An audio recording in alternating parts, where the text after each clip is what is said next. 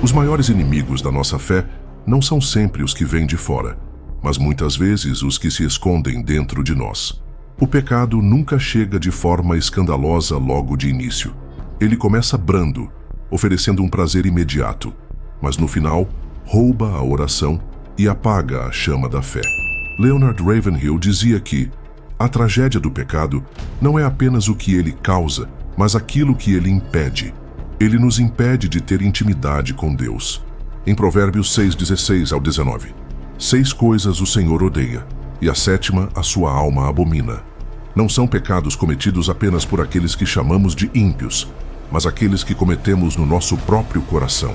E nesse vídeo veremos exatamente isso, que precisamos olhar para dentro antes de apontar para fora. Se você precisa de um livro para aprofundar ainda mais seu conhecimento dos heróis da fé, o e-book Puritanos é perfeito para isso. Linguagem clara e prática, conteúdo sólido para estudos bíblicos pessoais ou em grupo, ideal para quem deseja crescer espiritualmente e se aproximar mais de Deus. Não perca a chance de mergulhar na sabedoria dos grandes heróis da fé. Adquira agora o seu e-book por um preço simbólico e fortaleça ainda mais sua vida espiritual.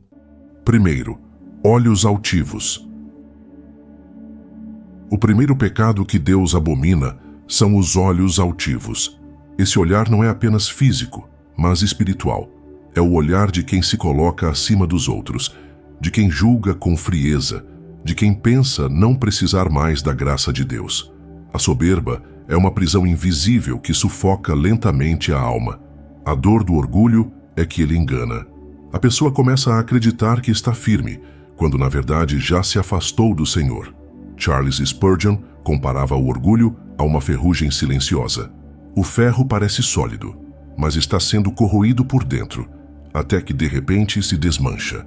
Assim também é o coração soberbo. Por fora pode parecer forte, mas por dentro já está fragilizado.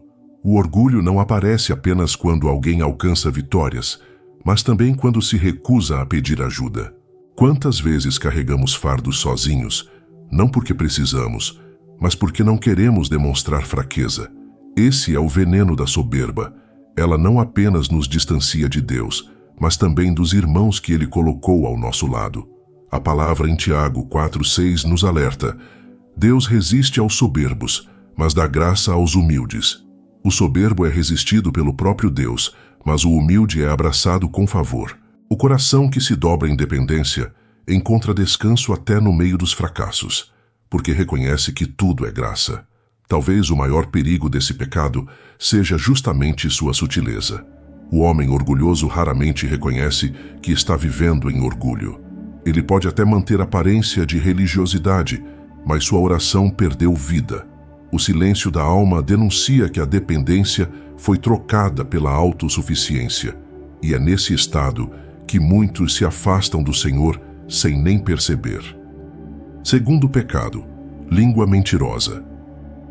A mentira tem o poder de destruir lares, amizades, relacionamentos e, acima de tudo, a comunhão com o Senhor. Ela não corrói apenas a confiança dos outros, mas atinge profundamente a identidade de quem a pratica. Cada palavra falsa falada é como uma rachadura aberta na própria alma. Charles Spurgeon dizia que a mentira é a língua do diabo emprestada aos homens. Forte, mas verdadeiro. Jesus mesmo afirmou em João 8:44: o diabo é mentiroso e pai da mentira. A mentira não nasce apenas em grandes histórias inventadas.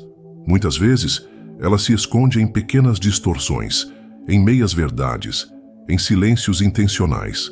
É uma máscara que veste o rosto, mas deixa o coração distante de Cristo. Há uma dor silenciosa que acompanha a mentira. Ela prende a pessoa numa prisão invisível.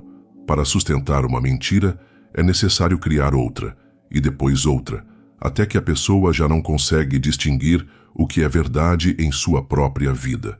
Esse ciclo sufoca, rouba a paz e destrói a clareza espiritual.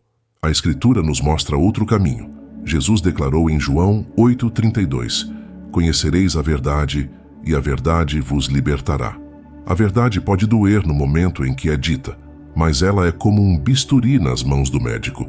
Corta para curar, fere para restaurar. Uma vida alicerçada na verdade se torna sólida, firme, capaz de resistir às tempestades. Quantos relacionamentos se quebraram porque alguém preferiu esconder? Quantos corações carregam marcas profundas por causa de palavras falsas? A língua mentirosa não só destrói o outro, mas também desfigura aquele que a usa.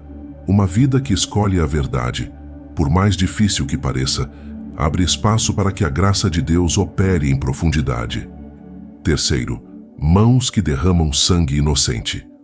O terceiro pecado que Deus abomina são as mãos que derramam sangue inocente. À primeira vista, muitos pensam que esse mandamento se refere apenas ao homicídio físico, ao ato violento que tira a vida de alguém. Mas a Bíblia aprofunda esse entendimento. Jesus, no Sermão do Monte, em Mateus 5:22, declarou que até mesmo o rancor, o desprezo e a ira contra um irmão já nos tornam culpados diante de Deus. Isso significa que a violência não está apenas nos atos, mas também nas intenções. O coração que alimenta ódio, mesmo que em silêncio, já está manchado com o sangue do próximo. É nesse ponto que percebemos a gravidade do que o Senhor está dizendo. Quantas vezes palavras ditas em fúria matam a confiança? Quantas vezes gestos de desprezo silencioso matam relacionamentos que antes eram preciosos? A dor desse pecado é que o ódio aprisiona primeiro quem o carrega. Ele corrói por dentro, envenena os pensamentos e transforma a alma em um campo de batalha. É por isso que o apóstolo João escreve em sua primeira carta, capítulo 3, versículo 15: quem odeia seu irmão é homicida. O ódio, mesmo não expresso em violência física, já é considerado assassinato aos olhos de Deus. Mas existe um caminho de libertação. Esse caminho se chama perdão. O perdão não significa ignorar o erro do outro, nem validar a injustiça sofrida. O perdão é a chave que quebra as correntes do ódio. Ele não justifica o agressor, mas liberta a vítima de viver aprisionada à dor. É um ato de rendição que abre espaço para a paz de Deus preencher o coração. O sangue inocente derramado por nossas atitudes, palavras ou pensamentos pode ser evitado quando escolhemos seguir o exemplo de Cristo, que perdoou até mesmo os que o crucificaram. O perdão não muda o passado, mas muda o peso do presente e nos prepara para um futuro livre da escravidão do rancor. Quarto, coração que maquina pensamentos perversos. O quarto pecado que Deus abomina é o coração que maquina pensamentos perversos. Esse é um terreno silencioso e escondido, onde ninguém mais enxerga, mas que está completamente exposto aos olhos do Senhor. A mente humana é um campo de batalha. É ali que muitas guerras começam antes mesmo de se transformarem em ações visíveis. Spurgeon dizia que a tentação pode até bater à porta, mas não precisa sentar-se à mesa. Esse é o ponto. Os pensamentos não escolhidos podem surgir, mas o perigo está em dar-lhes abrigo, em permitir que se assentem confortavelmente dentro do coração. É nesse espaço que pequenas fantasias crescem, e fantasias toleradas se transformam em pecados praticados. A dor de um coração que maquina o mal é que ele já está preparando o terreno para a queda, mesmo que ainda não tenha dado um passo concreto. A Bíblia mostra que o pecado não começa do lado de fora, mas do lado de dentro. O livro de Tiago diz que cada um é tentado quando atraído e engodado por sua própria concupiscência, e quando a paixão concebe, dá à luz o pecado. Tudo começa no invisível. É por isso que Davi orava em Salmos 139, 23, 24. Sonda-me, ó Deus, e conhece o meu coração. Prova-me e conhece os meus pensamentos. Vê se há em mim algum caminho mau e guia-me pelo caminho eterno. Essa oração é um convite para que Deus revele não apenas o que fazemos, mas o que pensamos, aquilo que ninguém mais vê. O caminho prático é aprender a redirecionar a mente para aquilo que é puro, verdadeiro e justo. Paulo escreveu em Filipenses 4:8 que devemos pensar em tudo o que é honesto, justo, amável e de boa fama. O coração que se enche dessas coisas encontra menos espaço para que pensamentos perversos criem raízes. O campo de batalha da mente não pode ser ignorado. Vencer nele significa vencer muitas batalhas antes mesmo que elas sejam travadas no mundo visível. Quem permite que Deus sonde o coração e governe os pensamentos, encontra força para permanecer de pé quando a tentação se aproxima. Quinto e último, pés que se apressam para o mal. O quinto e último pecado da nossa lista que Deus mais abomina são os pés que se apressam para o mal. A imagem que a Escritura nos dá é a de alguém que corre em direção ao pecado sem sequer refletir nas consequências. É a pressa da carne em buscar prazer imediato, em satisfazer desejos momentâneos, sem considerar o peso espiritual que virá depois. A pressa de pecar revela uma alma escravizada. Quem corre para o mal mostra que perdeu o controle e já não anda em liberdade, mas sob domínio de impulsos que o arrastam. Spurgeon comparava o pecado a uma escada escorregadia. A descida é fácil, quase natural, mas parar sozinho é impossível. Essa metáfora descreve bem a condição do coração que vive cedendo às pressas da carne. Isaías 30:21 traz uma promessa que contrasta com essa realidade. O profeta declara: "Este é o caminho, andai nele." A voz do Senhor é clara e firme, conduzindo o seu povo a passos seguros.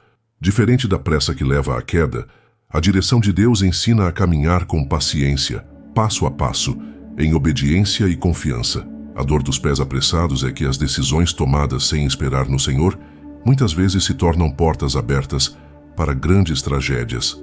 Quantos arrependimentos nasceram de atitudes impensadas, de escolhas feitas no calor da emoção? Quantas lágrimas poderiam ter sido evitadas se houvesse um instante de silêncio diante de Deus antes de correr em direção ao erro? Andar devagar com o Senhor pode parecer menos atraente para a carne, mas é a única maneira de viver em segurança. A paciência do Espírito é a cura para a pressa do pecado. Enquanto os pés ansiosos levam para longe, os passos guiados pelo Senhor conduzem a um caminho de vida, paz e verdadeira liberdade. Os pecados que Deus mais abomina não são apenas atos visíveis diante dos olhos dos homens. Eles são reflexos profundos de um coração que ainda não se rendeu por completo ao Senhor. Olhos altivos, língua mentirosa, mãos que derramam sangue inocente, coração que maquina pensamentos perversos e pés que se apressam para o mal revelam que o problema não está apenas no que fazemos, mas no que somos quando não estamos debaixo da graça. O maior perigo não é cair neles de forma ocasional, mas acostumar-se a viver com eles. Quando o pecado deixa de ser visto como inimigo e passa a ser tratado como companheiro, o coração corre o risco de se endurecer. E um coração endurecido já não sente mais a urgência do arrependimento, já não percebe mais a distância que o separa de Deus. Ainda assim, existe esperança. O apóstolo Paulo escreveu em Romanos 5:20: "Onde o pecado abundou, superabundou a graça." O Senhor não revela nossos pecados para nos envergonhar, mas para nos libertar. Ele não expõe para humilhar, mas para transformar. Cada pecado mostrado à luz é uma oportunidade de experimentar o poder da graça que cura e restaura. Talvez a maior vitória de hoje não seja ser reconhecido pelos homens, mas ser sondado em silêncio pelo Espírito Santo. É nesse espaço íntimo que Deus transforma olhos altivos em olhos cheios de compaixão, línguas mentirosas em lábios que proclamam a verdade, mãos violentas em mãos que abençoam, pensamentos perversos em pensamentos de paz e pés apressados em passos firmes no caminho da justiça. O chamado do Senhor é para uma vida transformada. Não apenas uma mudança de atitudes, mas uma mudança de essência. Ele deseja corações rendidos, mentes renovadas e passos firmes no seu caminho. Onde havia escuridão, ele coloca luz. Onde havia morte, ele derrama a vida. Onde o pecado dominava, a graça triunfa em abundância. E é nesse ponto que entendemos: o que Deus mais deseja não é que simplesmente evitemos o mal, mas que experimentemos a plenitude de viver em comunhão com Ele. Porque quando o coração é totalmente dele, esses pecados que tanto ferem deixam de ser nosso esconderijo e passam a ser passado curado pelo poder da cruz.